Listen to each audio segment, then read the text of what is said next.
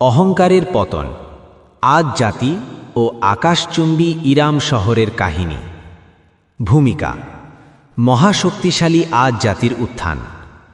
হজরত নূহ আলাইহিস সালামের মহাপ্লাবনের পর তার পুত্র শামের বংশধররা পৃথিবীতে নতুন এক সভ্যতার সূচনা করে, যা ইতিহাসে আদ জাতি নামে পরিচিত। আল্লাহ তাআলা দিয়েছিলেন এই জাতিকে অকল্পনীয় শারীরিক শক্তি এবং মেধা। তারা ছিল দীর্ঘকায়, এক একজন যেন এক একটি বিশাল পাহাড়।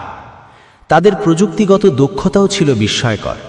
তারা পাহাড় কেটে তৈরি করেছিল আকাশচুম্বী অট্টালিকা এবং এক অপূর্ব নগরী, যার নাম ছিল ইরাম। পবিত্র কোরআনে এই শহরকে ইরাম জাতুল ইমাদ বা স্তম্ভবিশিষ্ট ইরাম বলা হয়েছে, যার সমতুল্য কোনো শহর তৎকালীন পৃথিবীতে আর ছিল না।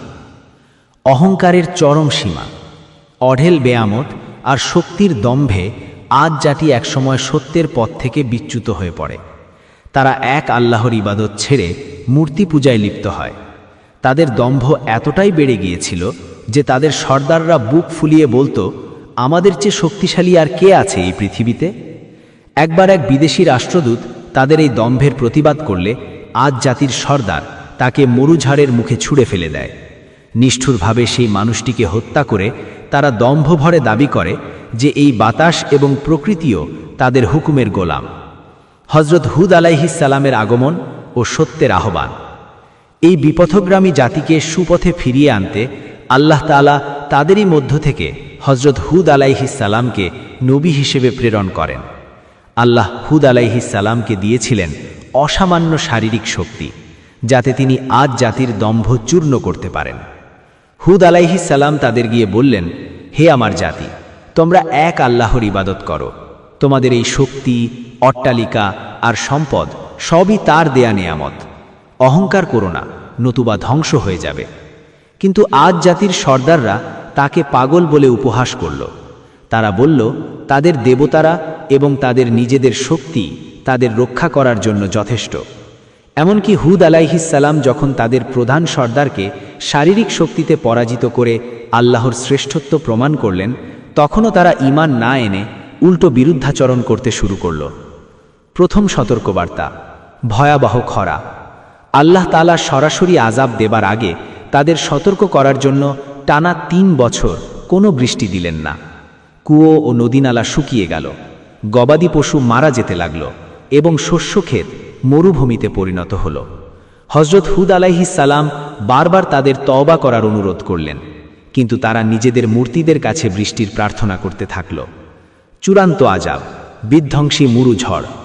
অবাধ্যতার সীমা ছাড়িয়ে গেলে একদিন আকাশে লাল, সাদা ও কালো রঙের মেঘ দেখা দিল। আদ জাতি ভাবল, দীর্ঘ প্রতীক্ষার পর কালো মেঘ বুঝি তাদের জন্য বৃষ্টির রহমত নিয়ে এসেছে। তারা আনন্দে নাচতে লাগল। কিন্তু হুদ আলাইহিস সালাম বুঝতে পেরেছিলেন এটি কোনো রহমত নয়, বরং আল্লাহর আযাব। হঠাৎ শুরু হলো এক হিমশীতল ও প্রচণ্ড গতির মরুঝড়। সেই ঝড়ের তীব্রতা ছিল বর্ণনাতীত। আদ জাতির শক্তিশালী মানুষগুলোকে সেই ঝড় খড়কুটোর মতো আকাশে উড়িয়ে নিয়ে আছাড় মারতে লাগল। টানা ৭ রাত এবং ৮ দিন ধরে এই প্রলয়ঙ্করী ঝড় চলল। তাদের বিশাল অট্টালিকাগুলো ধুলোয় মিশে গেল এবং পুরো ইরাম শহর বালির নিচে চাপা পড়ে গেল। ঝড় যখন থামল, তখন দেখা গেল সেই দম্ভকারী শক্তিশালী মানুষগুলো মৃত অবস্থায় উপড়ে পড়া মরা খেজুর গাছের কাণ্ডের মতো মাটিতে ছড়িয়ে ছিটিয়ে পড়ে আছে। পুরো আদ সভ্যতা পৃথিবী থেকে নিশ্চিহ্ন হয়ে গেল। উপসংহার: ইতিহাসের শিক্ষা। আল্লাহ তাআলা কেবল হজরত হুদ আলাইহিস সালাম এবং তার অল্প সংখ্যক বিশ্বাসী অনুসারীকে পাহাড়ের এক গুহায় নিরাপদ আশ্রয় দিয়ে রক্ষা করেছিলেন।